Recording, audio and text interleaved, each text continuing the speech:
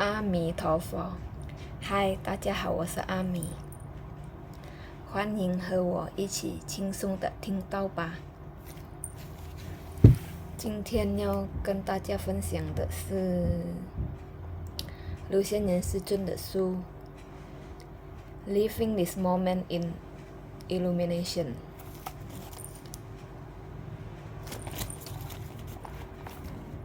里面的文字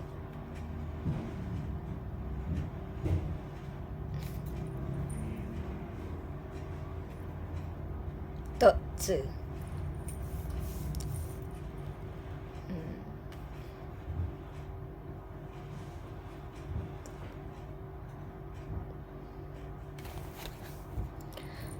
，Salam sehat, salam bahagia semuanya. Hai, apa kabar? Saya Ami. Hari ini saya akan berbagi cerita dari buku Master Lu Xinyan.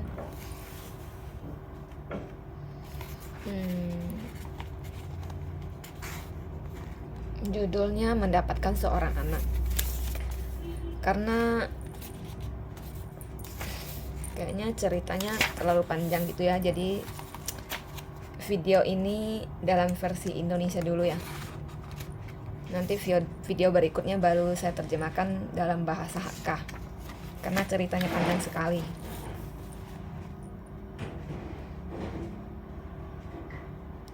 Mendapatkan seorang anak. Ada pasangan bernama Choi yang telah menikah beberapa tahun. Mereka tidak mempunyai anak dan telah berkonsultasi ke banyak dokter. Mereka berdoa kepada para dewa, memohon pada para Buddha, dan telah minum resep khusus, tetapi tetap tidak ada hasilnya. Hubungan pasangan Choi benar-benar harmonis. Mereka saling mencintai satu sama lain. Mereka berdua datang untuk berkonsultasi pada saya dan bertanya, apakah kita akan mempunyai seorang anak? Saya melamarkan dan jawabannya tidak. Mereka bertanya, apakah ada pengobatan rahasia? Jawaban saya tidak. Apakah ini berarti tidak ada harapan bagi kami selama sisa hidup kami? Iya. Kami mendengar bahwa Anda murah hati dan tidak ada satupun yang tidak dapat Anda peroleh. Dapatkah Anda membantu kami? Mereka berdua memohon dengan tulus pada saya. Saya menjawab, saya benar-benar tidak mempunyai solusinya.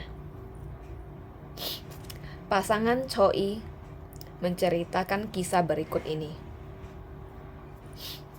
Ayah Choi merupakan orang terkaya di daerahnya dan Choi merupakan satu-satunya anak mereka.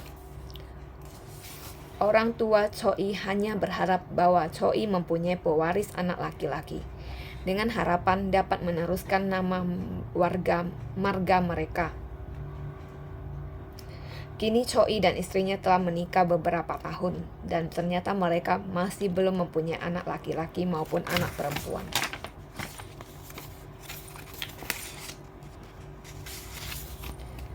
Generasi lebih tua tidak mempunyai pandangan modern yang sama dengan masyarakat zaman sekarang. Pasangan Choi telah saling terbuka satu dan yang lain. Mereka menganggap situasi tanpa anak ini bukanlah hal yang serius. Akan tetapi, orang yang lebih tua dari generasi sebelumnya tidak mempunyai pandangan yang sama. Bagi mereka, tanpa ahli waris benar-benar masalah yang serius. Mereka akan diejek dan dicemoohkan. Khususnya jika mereka merupakan orang yang cukup dikenal di kota mereka. Bagi mereka, tanpa ahli waris merupakan suatu perbuatan berdosa. Bagaimana hasil dari seluruh pemeriksaan dokter? Tanya saya. Normal. Bagaimana dengan inseminasi buatan? Cara itu juga gagal. Saya berkata, saya memang mempunyai untuk memperoleh anak. Sayangnya saya telah bertanya pada makhluk suci yang mengatakan bahwa walaupun saya memberinya tersebut, hal itu tidak akan memberikan efek apapun. Saya benar-benar menyesal. Pasangan Choi harus pulang tanpa alternatif lain. Sebelum mereka pulang, saya menyerahkan kepada mereka Sutra Raja Agung Avalokitesvara Bodhisattva dan berkata pada mereka, lafalkan sutra ini 1000 kali. Apakah ini akan membantu kita mendapatkan seorang anak? Marilah kita berharap akan datangnya keajaiban. Saya juga merasa frustasi tanpa ada alternatif lain.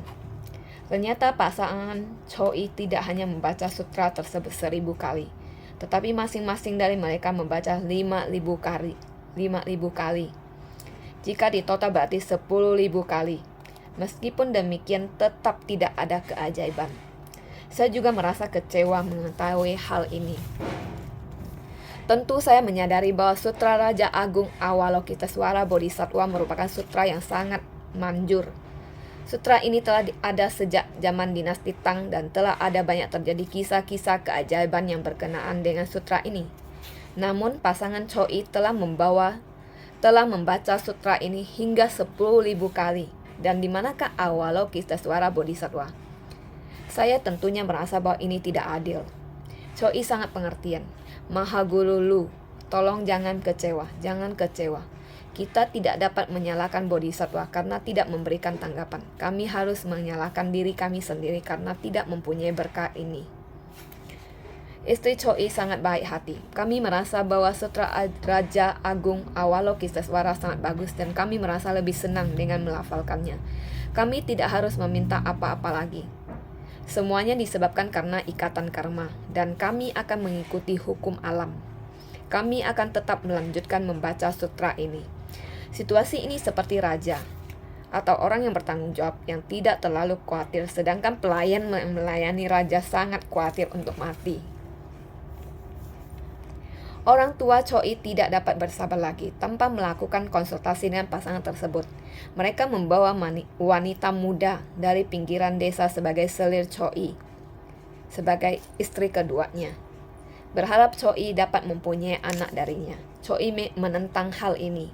Istrinya sangat mulia. Hal ini merupakan adat masa lalu agar dapat memperoleh anak laki-laki penerus keluarga. Seorang pria berhak memiliki selir atau istri kedua. Kita dapat mencobanya untuk memenuhi keinginan generasi yang lebih tua. Choi tetap tidak setuju. Orang tua Choi dan istrinya ingin dia memiliki selir ini. Akhirnya Choi pun menyerah. Pada malam pertama, Choi mengamati gadis ini baik-baik. Penampilannya tidak membosankan. Dia mempunyai wajah bulat dan tubuh bulat, tetapi tidak gemuk. Dia merupakan tipe yang orang-orang katakan subur untuk memperoleh anak. Tetapi gadis ini penuh dengan air mata dan dia menangis sedih.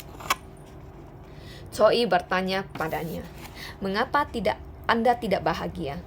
Gadis itu menjawab, "Saya tidak berani mengatakannya pada Anda." Tidak berani berarti kamu punya keluhan. Kamu dapat mengatakan semuanya pada saya. Dan saya akan membantumu menyelesaikannya, kata Choi dengan tulus. Gadis itu melihat Choi orang yang jujur dan dia tidak berniat menyembunyikan kebenaran darinya. Gadis itu berkata, "Ayah saya telah bertani bagi tuan tanah bertahun-tahun. Penghasilannya sangat sedikit dan itu hampir tidak dapat mencukupi kebutuhan hidup. Baru-baru ini dia kehilangan pekerjaannya dan meminjam uang dari beberapa orang untuk membuka bisnis kecil. Dia gagal menjalankan bisnis kecil itu dan tidak dapat mengembalikan uangnya dan tidak dapat mengembalikan hutangnya. Dan untuk itu ia menjual anak perempuannya." Ia melanjutkan, "Sejak saya masih di sekolah, saya mengenal teman sekelas dari dusun saya. Kepribadian kami hampir sama dan perasaan kami satu dengan yang lain melebihi persahabatan biasa antara pria dan wanita. Saya berjanji pada diri sendiri bahwa saya akan menikahinya pada suatu hari. Dan pacar saya juga berjanji pada saya tidak akan menikahi gadis lain selain saya. Sekarang saya berada dalam situasi ini dan karena itulah saya menangis." Setelah mendengarnya, Choi bersimpati dan segera membuat keputusan. Dia berencana mengembalikan gadis ini pada ayahnya tanpa meminta dananya dikembalikan. Malam itu gadis itu tidur di ranjang dan ia tidur di sofa.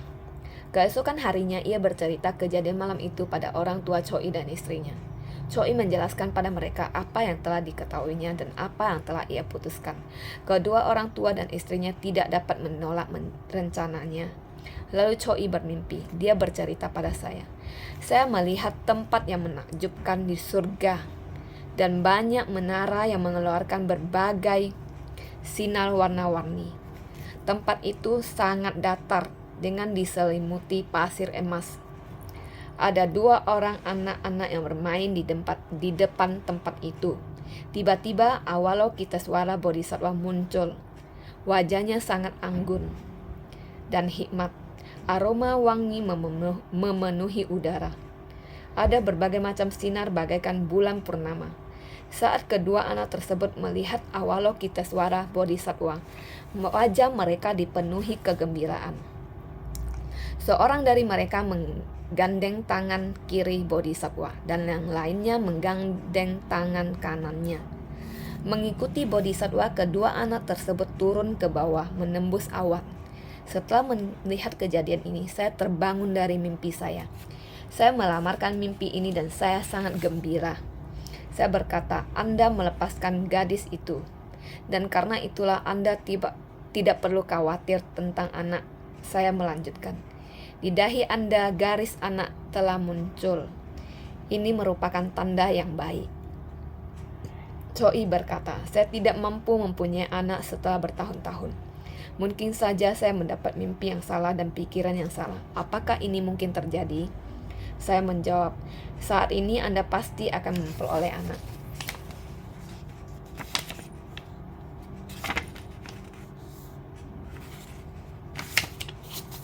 Kemudian istri Choi yang telah bertahun-tahun tidak dapat mempunyai anak akhirnya hamil.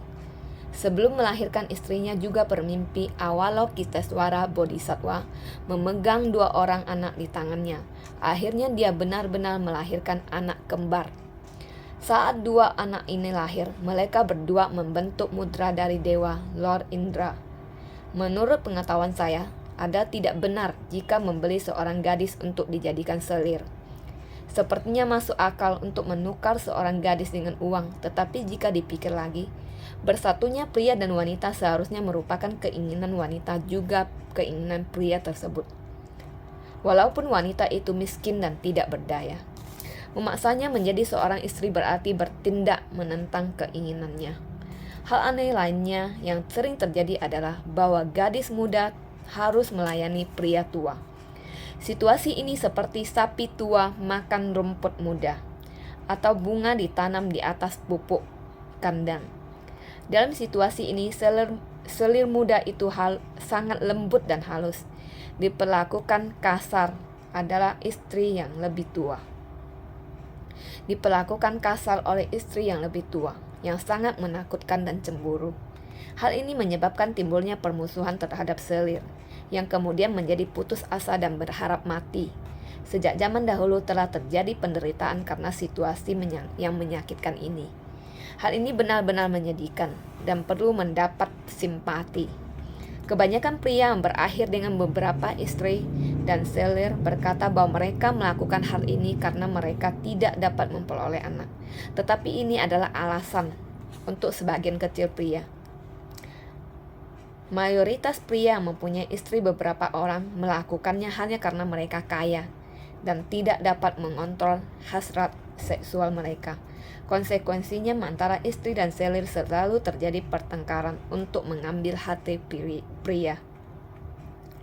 Pertengkaran mereka berdua begitu buruk dan busuk untuk dihentikan. Ada banyak akibat buruk karena memiliki banyak istri dan selir. Jika tidak benar-benar perlu, maka lebih baik untuk tidak melakukan karma buruk ini. Seseorang harus merenungkan kejadian ini sebagai berikut. Pada zaman kuno, seorang Yuanwan, yaitu orang yang kaya dan berkuasa, selalu mempunyai beberapa istri dan selir. Dan di manakah orang-orang itu sekarang? Di zaman modern, laki-laki kaya mempunyai banyak istri dan selir, dan generasi semakin mengalami kemunduran. Seseorang harus lebih berhati-hati. Masyarakat dunia menganggap bahwa sudah takdir jika berbagai bencana tiba. Kenyataannya, seseorang harus merenungkan pelanggaran apa yang telah dilakukan dalam hidup ini, khususnya pelanggaran seksual yang meminta pembalasan yang lebih cepat. Seseorang harus menyalahkan diri sendiri ketika harus berakhir dengan bencana. Jika ini terjadi, Anda harus bersumpah untuk memperbaiki diri dan mulai dari awal yang baru. Orang yang dapat menahan hasrat seksualnya adalah orang yang dapat mengubah kesialan menjadi keberuntungan. Langit akan merestuinya dengan berkat yang menguntungkan. Jadi sekian dulu cerita dari buku Master Lucian ini yang berjudul Mendapatkan Seorang Anak. Jadi nanti pada video berikutnya saya baru akan menerjemahkannya dalam bahasa Hakka. Jadi mohon kalian sabar ya. Terima kasih atas perhatiannya. Semoga semua makhluk hidup berbahagia. Amitofo.